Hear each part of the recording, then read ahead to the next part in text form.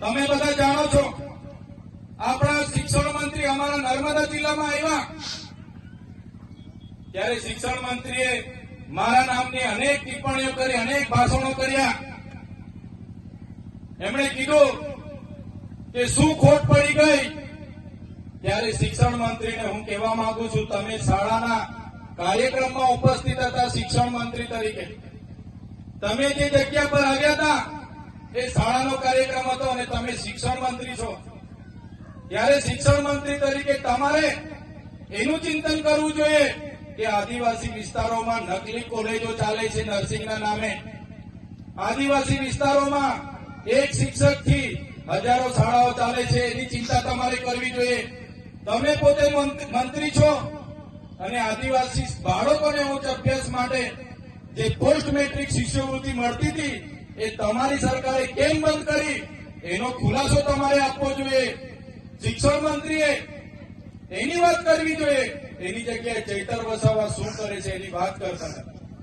ત્યારે એમણે કીધું કે અમે તો કાલે વડાપ્રધાનને મળીને ભીલ પ્રદેશ આપી દઈશું, પણ ભીલ પ્રદેશ કઈ રીતના ચલાવશે, અહીંયા તો કોઈ આદિવાસી ટેક્સ ભરતા નથી.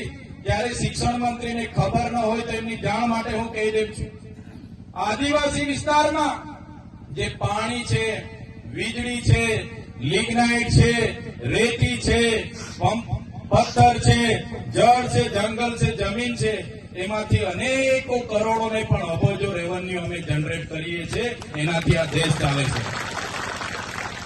અમે કોઈના પર ભીખ નથી માંગતા. અમે સવારેથી લઈને અમે ટેક્સ ભરીએ છીએ. માચીસ થી લઈને જે પણ સામગ્રી અમે લઈએ છીએ એનો ટેક્સ અમે ભરીએ છીએ.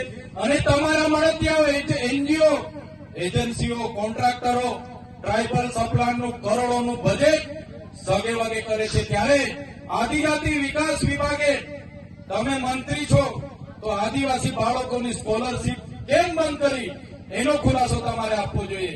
3 વર્ષથી વડોદરાની એમએસ યુનિવર્સિટીના વાઇસ ચાન્સલર બોગસ સર્ટિફિકેટના આધારે નોકરી કરતા હતા, હમણાં પકડાયા છે. એનો ખુલાસો તમારે આપવો જોઈએ, પણ તે આપી નથી શકતા અને હવામાં ફાંકા ફોદારી કરે છે.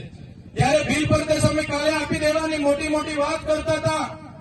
ત્યારે આપણા સમાજના એ પાર્ટીમાં રહેલા નેતાઓને કહેવા માંગુ છું, તમારી સરકાર અને તમારા સંગઠનમાં તો તમારું કંઈ ઉપજતું નથી. અહીંયા આવીને ફાંકા ફોજદારી કરવાનું છોડી દો. આ સમાજ માટે કંઈ કરો. કે દિવસે આ સમાજને સિંચાઈનું નર્મદાનું પાણી મળશે. આ વિસ્તારમાં સારું શિક્ષણ તમે અપાવી દેશો. આ વિસ્તારના બાળકોની સ્કોલરશીપ ચાલુ કરી દેશો. બોગસ કોલેજો પર કાર્યવાહી કરશો. ખોટા સર્ટિફિકેટો લઈને લાખો લોકો નોકરીઓ પર છે, એમના પર કાર્યવાહી કરશો.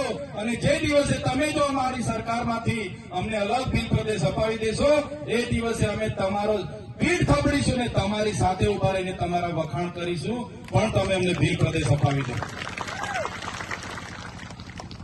સાથીઓ, આજે મને અહીંયા આમંત્રણ મળ્યું. આપણી આદિવાસીની 27 અનામતની બેઠકો છે, જેમાં આદિવાસી લડી શકે. એ કોઈ પણ પાર્ટીમાંથી લડીને જીતી જાય. આજે 27 ધારાસભ્ય આપણા આદિવાસીઓ વિધાનસભામાં બેસે છે. પણ આટલી મોટી સમસ્યાઓ વર્ષોથી આપણી ચાલે છે. 73 AA ની જમીનો બધી દાહોદ હોય, મહીસાગર હોય, પંચમહાલ હોય, કેવડિયા હોય, નર્મદા હોય, આ સરકારના અધિકારીઓ શ્રી સરકાર કરીને બધા એમના મળતિયાઓને આપી દે છે. એક પણ નેતા આદિવાસીઓની જમીનો માટે, એક પણ નેતા આદિવાસીઓના શિક્ષણ માટે, એક પણ નેતા આદિવાસીઓના આરોગ્ય માટે બોલવા તૈયાર નથી. બધાને પોતાની ટિકિટોની પડી છે. જ્યારે પાર્ટી ઊંચી આંગળી કરવા ગઈ ત્યારે ઊંચી આંગળી કરે છે. એમને ખબર છે 2 હાથ જોડીશું એટલે તાલુકાની ટિકિટો એમને મળે છે, પગે પડે એટલે એમને જિલ્લાની ટિકિટો મળી જાય છે, અને ઉપરા પડીને દંડવત કરી દે તો ધારાસભ્યની ટિકિટ મળે છે. એ જ આપણા નેતાઓ પાર્ટીઓમાં કરી રહ્યા છે. આજે હું તમારા મંચ પર આવ્યો છું